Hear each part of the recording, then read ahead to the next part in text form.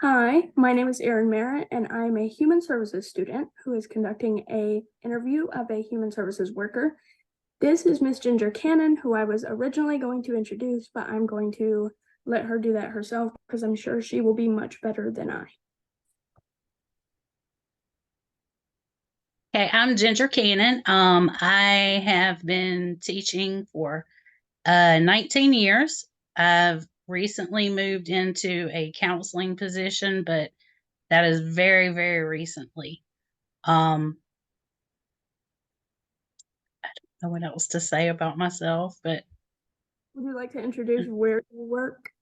oh, I'm sorry. I work at Lamar County Elementary School. Been Okay. there the whole time. Yeah. Okay. Um, so my first question is, what position do you currently hold, and what does that role look like for you, like your day-to-day and personal goals and all of that good stuff? Okay, my current role. Do you want me to continue with the teaching or do you want me to go into the Go counseling? for counseling role first, and then you teaching. Okay. All right. My current role is a counselor. Um, most of my day is spent with students. Usually I handle um, any kind of traumas, emotional issues. They come and see me. I deal with things like divorce, grief, um, just academic problems.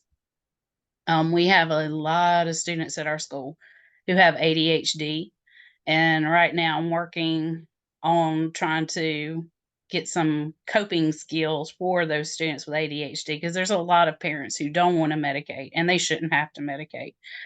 But just getting some strategies into place for the child and the teacher to help them better deal with the ADHD. Um, I do a lot of work with attendance. When students are over 8 days unexcused, I have to meet with parents and do attendance contracts with them. Um, and then just working with admin uh, with behavioral issues. I don't do discipline myself, but usually when we're looking for the root cause of the discipline issues, that's where I come in. Because a school counselor is never supposed to be seen as a disciplinarian. Usually in my experience, school counselors only deal with like academic sides of things. So like, would you say you deal with academics more than like the emotional stuff, or is it the other way? Well, it's more the grade level I'm at. You're going to when you're probably remembering more your high school and middle school counselors roles. They're more career college aligned. They do deal with the emotional things, but most of the stuff is getting you prepared for college and career. And we do, elementary school counselors, we do teach college and career readiness, but ours looks a lot different than middle school and high school counselors do. Um, but I would say a good majority of our time in the elementary area is dealing with social and emotional learning. Okay. Um, what part of the job do you find to be the most rewarding? Um,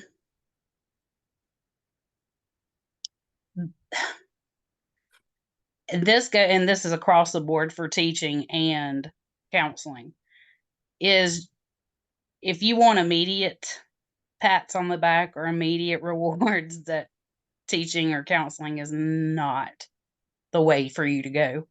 Um, but it is when they come back later on and say, "You really helped me," or you see them doing great things in life. Nothing makes me happier than to be on Facebook and seeing a former student starting their own business or becoming teachers themselves or just succeeding in life. That is the biggest reward. And yeah, just the thing that makes me the happiest. Yeah, as a student, your favorite teachers you remember for your whole life. I remember my third grade teacher, like I have her on Facebook. She's still like a great friend. Um, so that's very important. Okay. It's fun to come back now. Now that I've been doing it long enough, I have grand students. I call them grand students. They is former students, kids are coming through the same school and getting themselves, so I just refer to them as my grand students. That's sweet.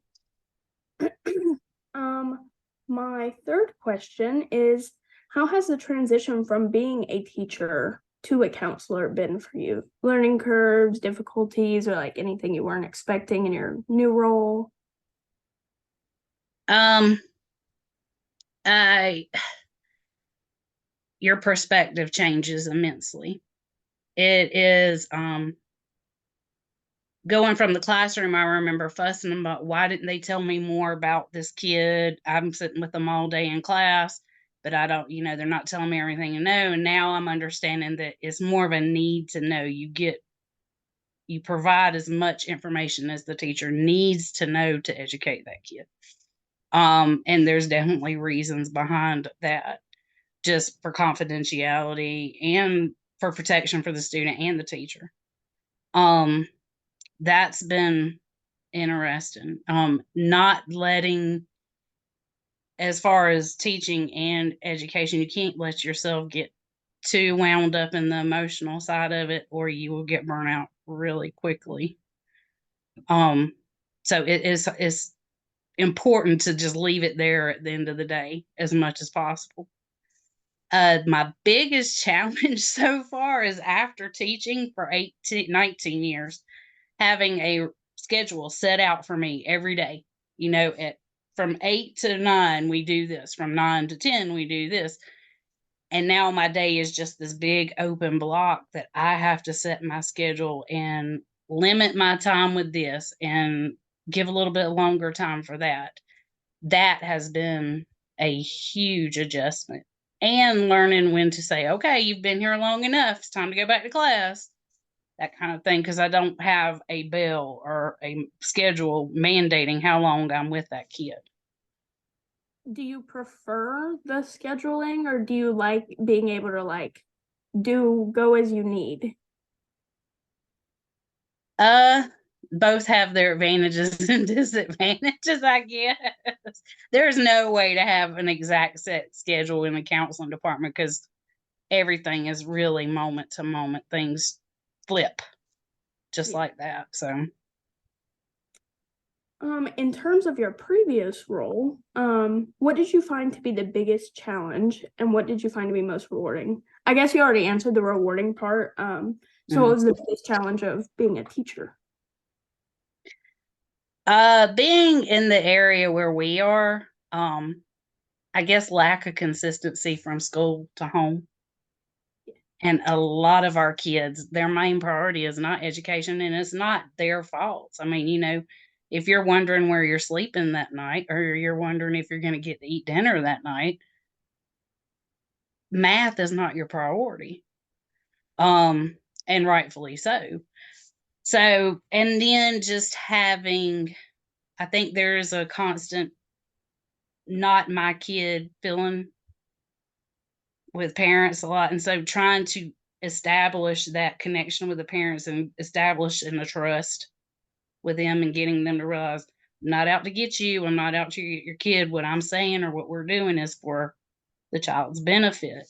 Um, it but once you get that rapport, good things happen. But it's a lot of times for a lot of our parents, education for them was a negative experience, and they bring that to the table as parents. So it takes a minute to establish that rapport with them. So the first few months, definitely, of a school year can be really hectic trying to get a Yeah, rapport with them. sometimes it feels like you're trying not to overstep like with what you say about the child. Right. Um, what made you choose the career path that you were on? Honestly, uh, I think it had the most to do with the fact that I absolutely hated school growing up. Couldn't stand it. Was not a good student. Struggled in every class I went into. um, Hated it. It was just a negative experience for me. And I wanted something different for other kids. I wanted to change it. I wanted kids that were like me to have a positive educational experience. Unfortunately, it was till college that I started learning my learning style. And so my hope was to give that to other people a little bit sooner in life than having to wait till college to realize, oh, well, things would have been better if I'd done it like this. Or so I guess that would be really, there's other advantages when you have your own family, but definitely professionally was just to do better for others than I had for myself. That's really sweet. I know in situations like that, it's usually the troubled kids who need the teacher a lot more than, the overachievers and Right. things of that nature. And mine wasn't, I was a quiet kid. Yeah. I was a pleaser. I was never a troublemaker. I feared being in trouble. But I was very happy to fly right up under that radar too.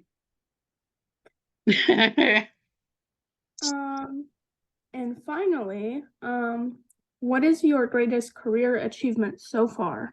It can be personal, like something you personally find the most rewarding, schooling, or like a physical achievement award. Gosh. That's a hard one. I would just say my achievement is my relationships that I can build with kids. I'll be the first to tell you, I'm not the best teacher. I'm not the best counselor that ever hit Lamar County's doors or ever will hit Lamar County's doors. But I feel like my talent is building a rapport with children. And a lot of times that's just what they need, is somebody who they can relate to. And so I guess that, to me, that's what I value most. And I feel like I do it well. And then definitely the achievement of being able to just watch these people grow and again do better than I did. Just keep getting better. Yeah, that's as from a student's perspective, teachers who like truly see us on like an individual level is so rewarding, because I know especially in like big classrooms, college especially, and I know you're not a college professor or anything, it can feel so isolating and like impersonal. It's the teachers we remember are the ones who truly make an effort to connect to us. So that's really great. Everybody needs to feel seen. Yes, they do. That is all the questions I have for you. Thank you for coming and talking with us. I have no problem. I enjoyed it.